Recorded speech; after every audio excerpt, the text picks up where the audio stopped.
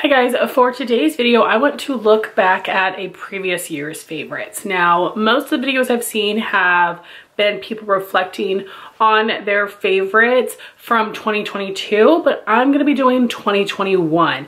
A lot of the things that I mentioned in last year's video I still really like, but I think it's more telling for things that were 2 years ago favorites. So that's what we're going to be going over today, and boy did I have a ton of stuff. So starting with complexion products, I had this. So start with complexion products, I had this duo that was a favorite, and that would be the Vesca Soft Sun Radiant Skin Primer in Sunrise, which does have a subtle warm glow to it, and the Kosas Cloud Set Powder. I had a mini in the shade Breezy, and that ends up being a little bit dark on me over top of foundation, so I repurchased it in the lighter shade Airy. I am wearing this to set my makeup today, and I think that was a lovely combo. I did not try it again once I repurchased this, but I have since used up the primer. I do think this is a nice glowy primer. It did give some hydration to the skin. It didn't make me too greasy, but I have other glowy primers I like better. Becca Backlight Priming Filter, which is no longer around, and the VDL Lumilayer Primer are my favorite glowy ones, and I don't like this as much. Unfortunately, Vesca went out of business this past year, so I couldn't repurchase it even if I wanted to, but I'm glad I got to use it up before it expired because this is a natural beauty brand and it only had a 6-month shelf life, and I definitely had it longer than that. This Kosas Cloud Set Powder I think is really nice. I have not had any issues with hard pan, and I think that is because I put a lot of powder on my brush and I don't really like very dewy wet foundations. So thank goodness there, because I would not be able to stand something that got hard pan all the time. This is a very nice finely milled powder. I feel like it does help to set your skin without looking super matte, but it also doesn't have really, I don't think so, shimmer in here or anything. This is a very special powder. I don't feel like this has a smell, which is interesting because their bronzers definitely do have a expired old French fry oil type of smell, as Angelica Nyqvist would say. This doesn't have a scent. This is very nice. I'm wanting to use this up in 2024, but I don't think I will repurchase it. You guys just know I'm a loose powder girl, but I do think that this is a very nice product, but I would not call either of those favorites anymore. Then I had 2 different foundations. The first one is the Fenty Eaze Drop Blurring Skin Tint in the shade number 3. I had been using this for the past month to get reacquainted with it, see if I want to pan it next year. And I do think this is a fine product. It definitely gives more coverage than a lot of other skin tints that I've tried. And this is more of like a medium coverage foundation, if we're being honest. I do think this is a nice product. It wears pretty well on me. It is not like the most mattifying or oil controlling, which I think means it will work better for a variety of skin types. But for me, not a favorite any longer. I'm going to use it up, but not repurchase. Then I have the Pure 4-in-1 Love Your Selfie foundation in LN2. This is a really good shade match for me. This is a full coverage foundation, more of a satin finish. I have not used this in a long time, so unfortunately I cannot tell you whether it's a favorite or not. I think this is something that I want to pan in 2025. I already have other things picked out for next year, but yeah, unfortunately I cannot tell you if this is a favorite anymore or not.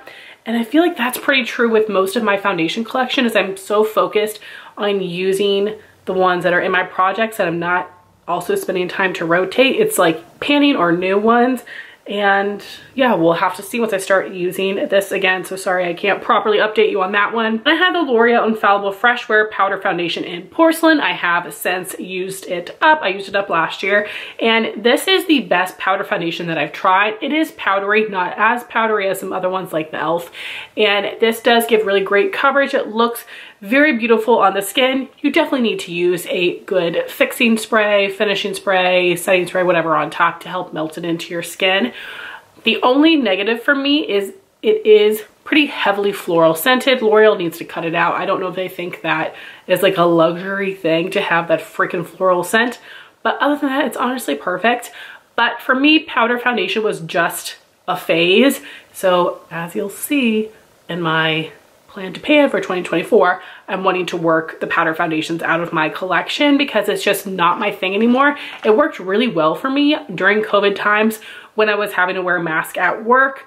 I worked in a homeless shelter, so I had to wear a mask for a really long time.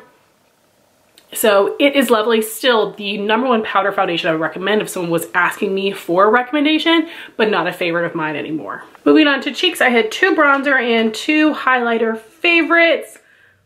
Vesca coming through again. This is their Kissed by Santorini bronzer. This is the 2nd shade out of 5 or 6 colors, and I'm so sad Vesca's not around anymore for many reasons. I really liked a lot of their products, but their bronzer shade range, again, had 5 or 6 shades. They went very, very deep.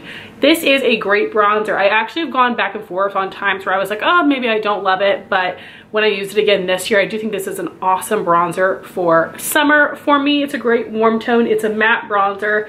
Very pigmented, but it does blend out nicely, so I would still consider this one a favorite. It's so interesting from my bronzer collection. I feel like that's a category where I don't really have holy grails. I have a lot of things that I like, some that I don't use as much, but not quite holy grail. But I think I can safely say this is still a favorite. Unfortunately, this next one is not, and this is something I've gone back and forth on as well. This is the Nabla Skin Bronzing in Ambra. They have 4 shades, I think. This is the lightest one. This is a baked gelée type of product. I am not a fan of baked gelées for anything other than blush. I feel like blush, I have an easy enough time picking it up on a brush, but not for other products. So that was part of my issue with this, was not knowing the best way to apply it. But, you know, 2 years ago, I had decided that this EcoTools bronzer brush was fantastic with it, and I do still think it is, and I felt like it picked up the right amount of product and blended into my skin nicely.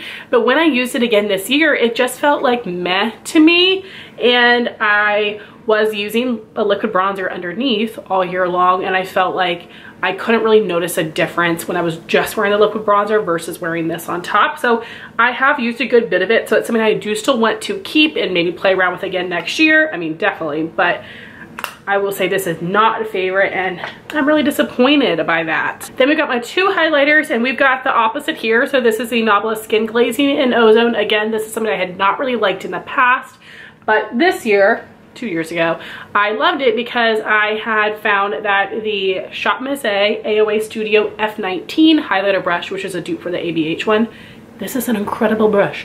It picks up this product perfectly and really buffs it on to the cheeks nicely. This is a nice light champagne, gives a really beautiful glow, and this one is still a favorite. I still think that this looks really beautiful on the skin, and I do not have issues picking this up on my brush. The other highlight is a collab with Ofra and Steph Toms. This is Milk and Cookies.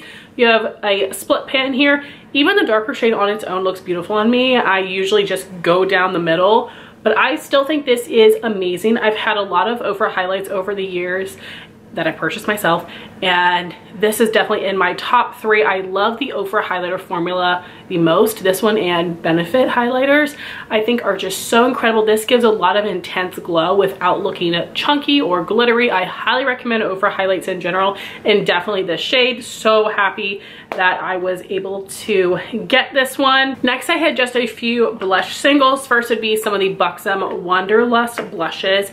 This is Mykonos, and then we've got Dolly. I still think these are really good blushes, but they are included in 21 Days of Beauty a lot, so definitely wait to get them half off. I think that these are very nice blushes. I would still consider them favorites, but I feel like I have other blushes that I'm a little bit more excited by. That might just be because they're newer, but I also have no intentions on decluttering these. I do think these add a nice variety to my collection, and you guys know I really like these type of shades. Winter, summertime, so definitely keeping these, and I would really recommend them. And I would love for Buxom to come out with more shades. I feel like these were popular, so I'm really bummed they have not expanded them so far, but I would still say a favorite. And then same with the Persone Super Blush in Georgia. I have all of the shades. I would love for them to release more. I love Persona's releases. I wish they would come out with things a little bit more frequently. This is a great matte peach blush, a staple of mine for spring, so I would still consider this a favorite. And 2021 was definitely the year of the face palette for me. I think I got more use out of my face palettes this year than ever before and ever since, unfortunately. 3 of these 5 are Sigma. I love Sigma cheek products. It's probably my favorite type of product that they make. So first we have this holiday duo in Berry Glow. It comes with Sizzle Highlight and Berry Love Blush. And these are 2 products that are sold individually, which is wonderful because I love these shades. Sizzle you think would not work for me because of the base, but because the reflect is so intense and the reflect is lighter, it does work on me. This is a very pigmented matte blush, but I just am careful with it and it looks gorgeous. I've mentioned before, for some reason I feel like the individual Sigma highlights are pressed a little bit more firmly than the ones in the duos. I find these very soft and easy to pick up on a brush, whereas the 2 singles that I have to use a different, more dense brush. So definitely recommend these duos whenever they're available. I'm still not so patiently waiting, but also I guess patiently waiting because I haven't purchased it yet. I'm waiting for the Beauty and the Beast collection to be included in one of their sales because I have got to get that new cheek trio. It looks incredible. For the other Sigma palettes, we have the Cor de Rosa blush palette. So you have got 2 shimmer blushes here, 4 matte blushes, and 3 of these are available in the Sigma individual blushes. They have 6 shades.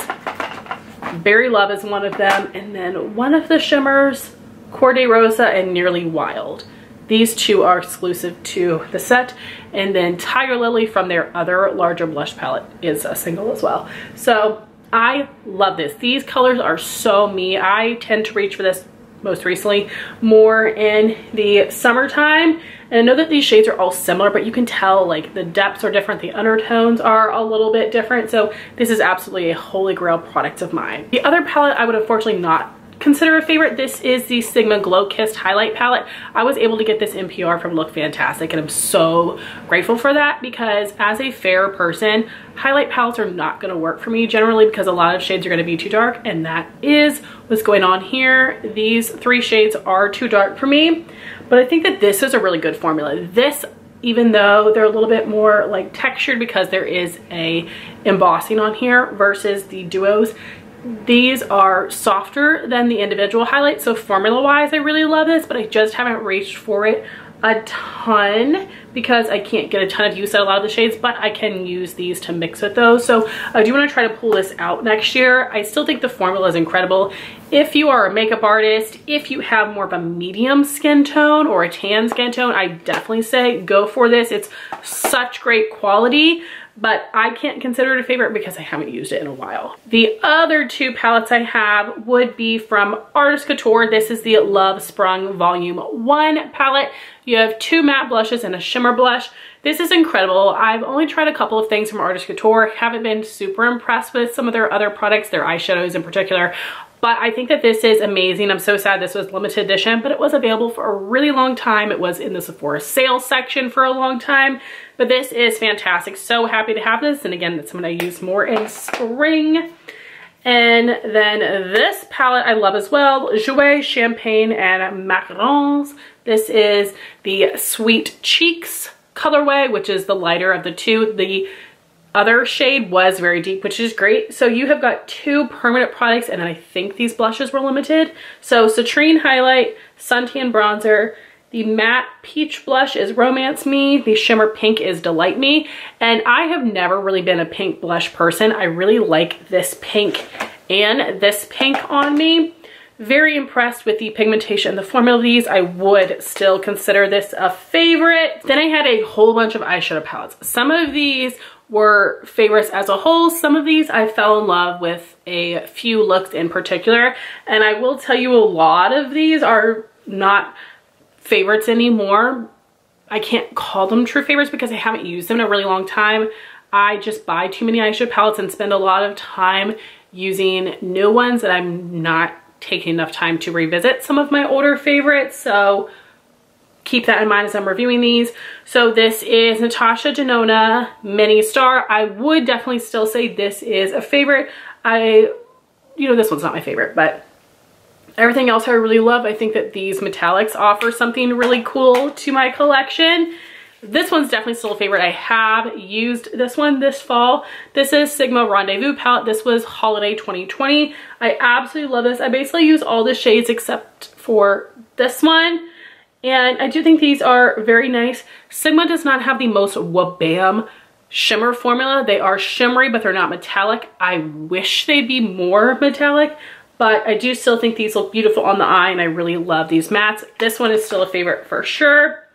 Next, we have Too Faced Teddy Bear, and this is kind of special because this is the first eyeshadow palette I started wearing after going back to work, after having Landon, and I do think this is a really great formula. I haven't used this in a while, but for some reason I still want to call it a favorite. Then we've got the Oma Beauty Coming to America Royal Heritage palette. I can't call this one a favorite anymore. I haven't felt like reaching for this in a long time, but it's not something I want to declutter. I definitely want to play with it more. Then we have the ColourPop Lizzie McGuire What Dreams Are Made Of palette. Nostalgia wise, I would consider this a favorite. You guys know I love these type of shades. Here, I did create some looks that I really liked out of this. And the formula is good, but again, this is basically a favorite because of nostalgia. Then I would call this one a favorite still. This is the ColourPop Hocus Pocus Gather Round Sisters palette. I don't like this row or this row, but the 3 middle rows, I love the looks I create with this. I think this is a really nice formula, and I definitely would recommend this palette. I just wish they would have made these just regular mattes and not with the freaking glitter in there, but still a favorite. This one is not. This is ColourPop Raw Beauty Christie at Foresight. I love the color selection in here, but I just don't reach for these a ton. You guys know I don't really love deep shades, and I wish that some of these mattes were shimmers. Again, I don't plan on getting rid of this because I do think it's unique to my collection, but not something that I reach for a ton. Next, we have the Sydney Grace and Temptalia on the Horizon palette. I don't think I can call this a favorite anymore because I haven't used this in quite a while, but I think the shades in here are absolutely amazing, especially these two here, this one, and then this matte. So I'd say definitely get it during a sale. The quality is still absolutely amazing. It hurts me to say that's not a favorite. This one's not. This is Alamar Spanglish. I think the colors are very pretty, but I'm leaning towards actually maybe decluttering this just because I have so many palettes. But I'd say that the colors are pretty and the formula is really good. Then we've got Pat McGrath Rose Decadence. Not a favorite anymore. I really did like that look. It was the 2 mattes and then this shimmer. Very pretty. Pat McGrath is too expensive. Then we have got Kaleidos and Angelica Nyquist Club Nebula. I'm going to say not a favorite because the top 2 rows are definitely out of my comfort zone. I like the look that I created with these shades here. Not going anywhere. The formula is really great, just not my type of colors. Lastly, we have got Huda Beauty Naughty Nude. This is definitely still a favorite. I love the formula of her larger palettes, and these type of shades are definitely right up my alley. One palette I forgot to mention is because I don't have it anymore. That would be the Juvia's Place Bronzed Rustic. Now, I did really like the looks I created with that, but I just never reached for it. And for some reason, I just don't get on the best with Juvia's Place eyeshadow palette formulas. It's unfortunate because I didn't realize it until after I bought several of them. I ended up letting this go and giving it to my sister-in-law who really likes Juvia's Place. So definitely not still a favorite any longer. And then we've got some eyeliners. This first one would be ColourPop Rosette. This was limited edition. It's basically a coppery rose gold. This is amazing. I love this one for my everyday lower lash line eyeliner for spring. I don't have much of this. It's broken from the base. ColourPop always is. I don't have much of this left, which is very sad. I am going to try to pan this next year. If they ever come back out with this, I will buy at least 2. So absolutely still a favorite. And then I had Bronze from Persone, and this is more like a coppery bronze. It's definitely deep. I do think that this is a really nice, more smoky liner for me. It's a great metallic finish, very smooth liner.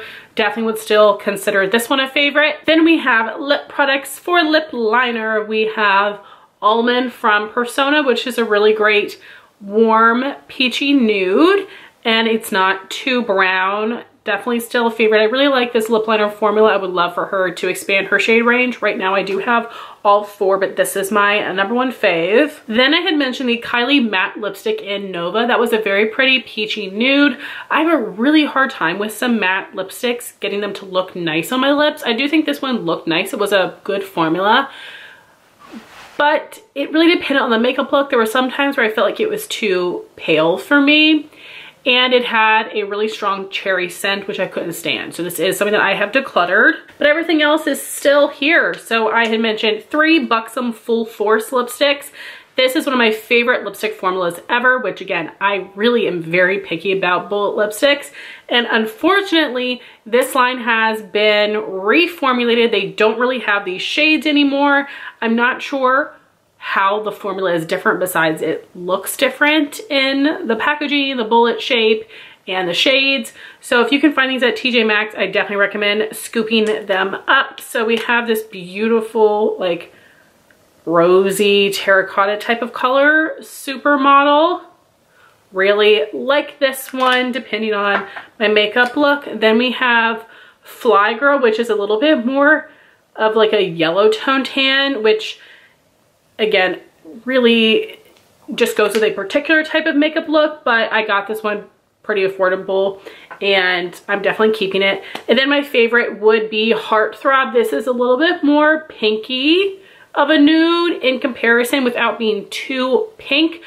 I also have a very hard time finding pink lip products that I like, but this one is beautiful. I really like this one in the springtime, so definitely still favorites, especially this color. I do also have another shade, Goddess, which is a similar like depth to this, except it is more of like a warm peachy nude.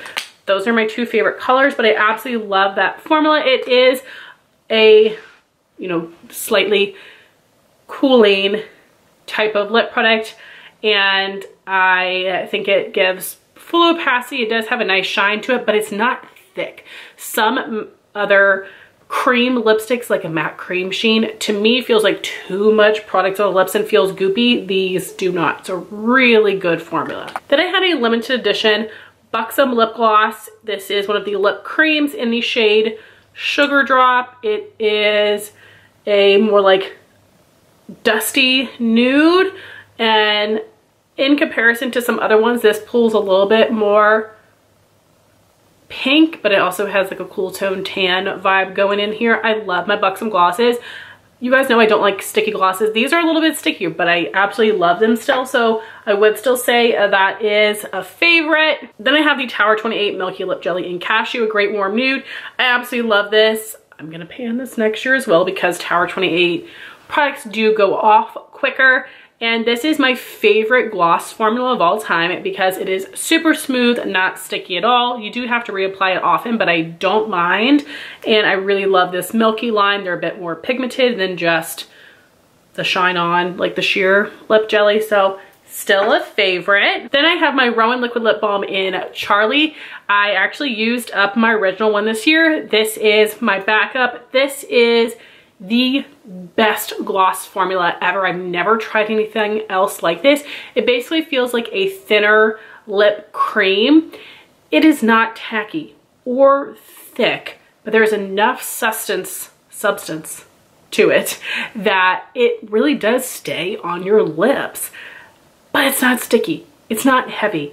It doesn't have a ton of shine compared to these others, but it feels so good on the lips, and it has a more minty scent. I get more like thin mint vibes from this, and I love this rosy tan color. It's amazing.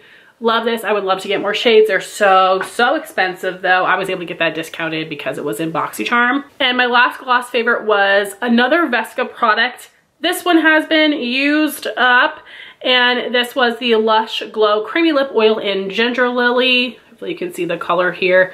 I love this. It was a great like nudie peach type of shade. This was a super smooth formula, felt a little bit more cushiony on the lips, not sticky at all. I really loved this color. This formula is so good. It had a bit of a fruity scent.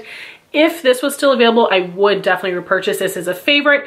I did just recently post a video on my favorite products that I panned this year, and this was one of those. So absolutely still love that. Would consider it a favorite. Lastly, I had some makeup brushes. I already mentioned the 2 of these. And these are my other 2 brushes. These are my lower lash line faves, and these are still favorites of mine.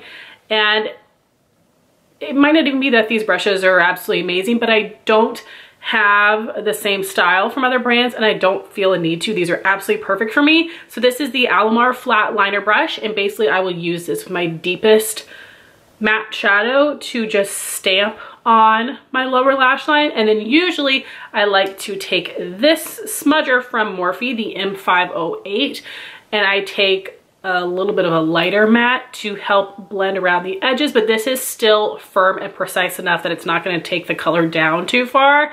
And I still absolutely love these. I think they're incredible.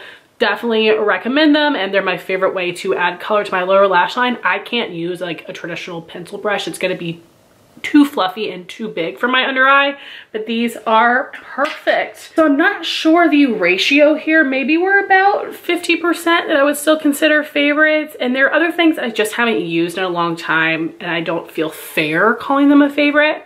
But I hope this was interesting to you guys. And again, I think that this is a bit more telling than if I was to have reviewed my favorites from 1 year ago. But I have not yet compiled my list of my faves from 2023, so I'm excited to do that. I would love to hear your faves from 2023 in the comments down below, and I would love to hear your thoughts if you guys have tried any of these products, and if you have any tips for different application methods for the things that I told you I was having some trouble with. But I want to thank you all so much for watching this video. Please like, comment, and subscribe, and I'll talk to you soon. Bye, guys.